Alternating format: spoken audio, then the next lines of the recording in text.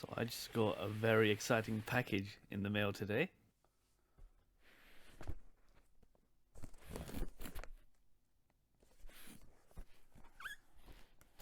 I'm loving these special touches on the box.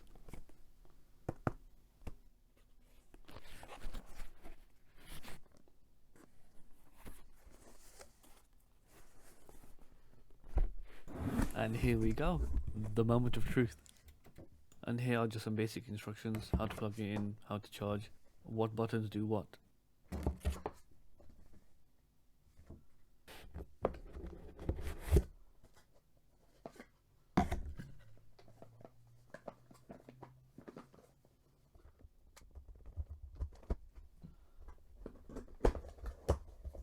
And here we have the power cable. Nothing too special here, just a standard UK plug.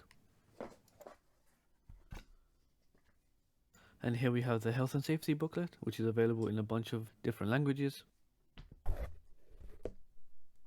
And now for the main event, the Steam Deck itself.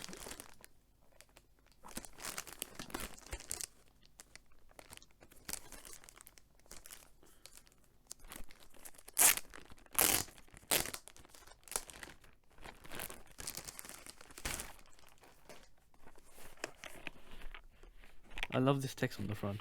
Your games are going places.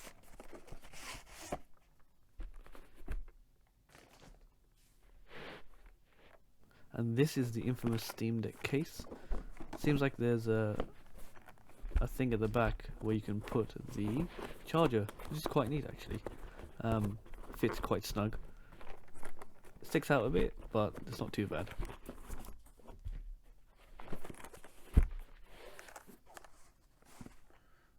Ooh, quite a nice touch here with the Valve name tag.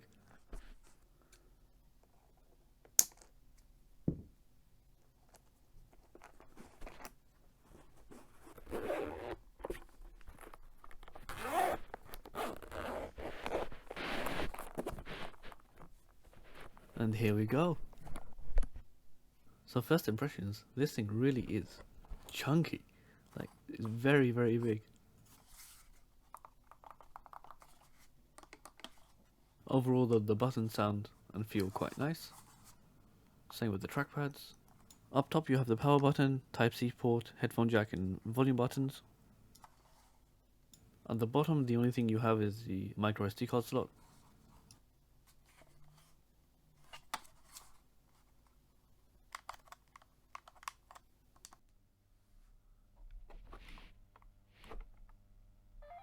So life pro tip, don't try turning it on without charging it first. This is me after leaving it to charge for probably a few hours at least. And this is just the stand-up setup process, so choosing a language, choosing your time zone, choosing your Wi-Fi network, stuff like that. This is connecting to the internet. And yeah, just an update. A very, very long update actually. it took ages. I think in total it took something like, I don't know, like 10-15 minutes to install all together. This clip is sped up, I think 10 times, so 1000%. So that gives you some indication of how long it actually took.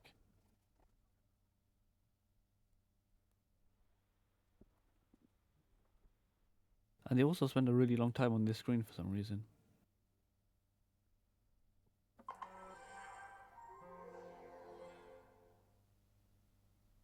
And this is the signing in process. Obviously it has a touchscreen, very similar to the Switch.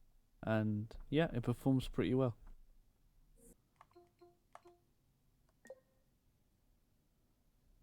The initial signing in process can take a while, but hopefully this is a one-time thing anyway, so it's not too big a deal.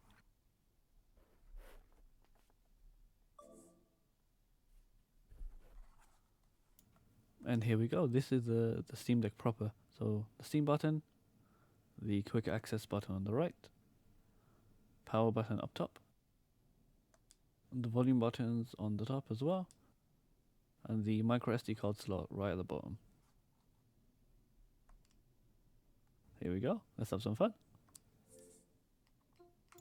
So first thing to notice is right up top, near the settings icon, there's an exclamation mark. So seems like there's a software update. So let's do that first. Thankfully though, as you'll see, this update is very quick. I think within 30 seconds we're back up and running. So I have the 64 gig version here, and while it's updating, I'd highly recommend going and grabbing an SD card.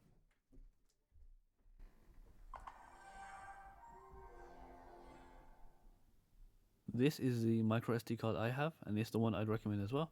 It's the Samsung Evo Select 512 gig. It's an A2 card, U3, and apparently it's extremely fast, and it works very well in the Steam Deck. So yeah, just pop it in right at the bottom. It should slot in quite easily. And then you're gonna have to go to settings. You'll see the settings icon has changed to a SD card icon. And then I had a bit of trouble finding the option, but so you just go into settings, format SD card, and then it does its job. This process can take a while depending on the size of your SD card, but just be patient and it should be finished fairly soon. And then if you scroll right down to the bottom to storage, you can see that the SD card shows up correctly, and yeah, everything's good. Next up, let's try downloading Aperture Desk Job. I hear this is a very good demo for the Steam Deck. As you can see, it gives you the option to install to either the internal drive or the micro SD card slot. And then yeah, this is just taking a look at all the games I have in my library that can be played on the deck. And there is a good chunk of games.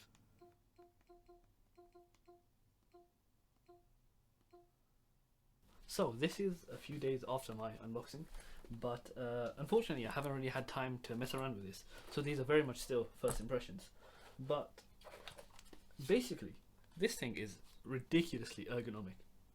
I'm actually very impressed for like its size and its heft. I mean, for comparison, this is like significantly bigger than a Switch, even like a regularly sized Switch, not the Switch Lite. And yeah, just for its heft, it really does fit quite nicely into your palms. And there's just like a ridiculous range of inputs. So you have obviously your standard joysticks, D-pad, face buttons.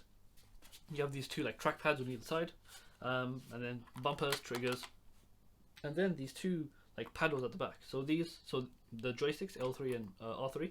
These are L4 and R4, and L5 and R5. And yeah, it's just really nice, man.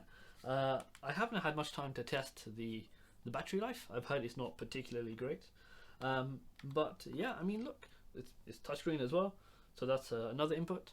And I mean, to be fair, with regards to the battery life, for the sheer size of the screen and the horsepower under the hood, it's to be expected that it's not going to last very long. But yeah, I mean, so far I'm very happy with it.